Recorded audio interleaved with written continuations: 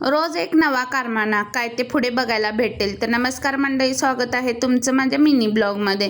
तर आज होती अनुजची टेस्ट, तर त्याच्यासाठीच इथे त्याला मी बेस्ट ऑफ लक देत होते. Bye bye. हां, टेस्ट मात्र त्याची पण घालमेल मात्र आमच्या दोघांची झाली होती. त्यामुळे त्याची आदल्या दिवशी चांगली प्रिपरेशन तयारी वगैरे करून घेतली आणि तो गेला एक्झामला. तिथून आला आणि चोरासारखा दुपारी झोपून उठला आणि मी झोपेतच आहे तोपर्यंत ह्याला ना एका डिशमध्ये जिलेबी घेऊन खायचं चालू. त्याला खूप आवडते, त्यामुळेच हा ना इथे घेऊन बसला होता खाण्यासाठी.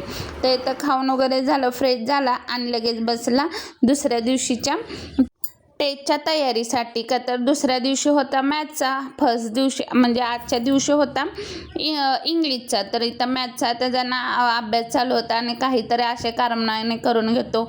आपल्या कपाळाला टिकली तर मलाही लावली होती त्यानं खेळण्यातली आणि स्वतःच्याही कपाळावर लावून घेतली होती. आणि तो कसा बोलतोय बघा. ना थो थाय म्हणजे काय ग? थोय तर थोलाय तो.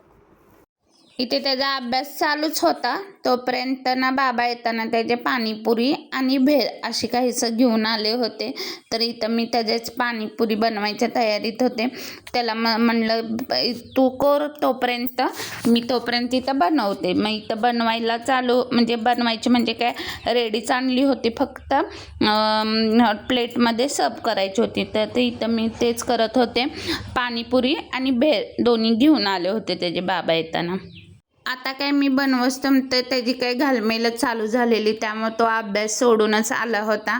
म्हणजे जसा झालाच होता तरी थोडा जेवढा राहिला होता ते त्याचेच ते हे करूनच आला होता, सोडूनच आला होता. कारण त्याला इथं पाणीपुरी खायची होती. तर पाणीपुरी त्याला दिली, आम्ही दोघांनी भेळ घेतली आणि इथं बघा पाणीपुरी खायचं कसं चालू झालं. आता पाणीपुरी खाल्ले लेटनं, त्यामुळे काही भूकच नव्हती म्हणून इथं डाळ खिचडी बनवली होती. तर कसा वाटला आजचा छोटासा मिनी ब्लॉग कमेंट करून सांगायला विसरू नका. चला बाय बाय.